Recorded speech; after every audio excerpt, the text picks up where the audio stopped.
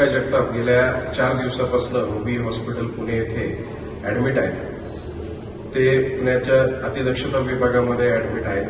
गेल्या 4 दिवसापासून येथील सर्व डॉक्टर्स त्यांच्यावर कसोशीने व शर्थीचे प्रयत्न करत आहेत. उपचार चालू आहेत. त्यांची प्रकृती स्थिर पण चिंताजनक आहे आणि मी सर्व जणांना रुबी हॉल प्रशासनाच्या वतीने व आमदार संग्राम जगतापांच्या वतीनं विनंती करतो की जे भेटावे येणारे जे लोक आहेत त्यामुळे रुग्णालयाच्या प्रशासनावर ताण येत आहे.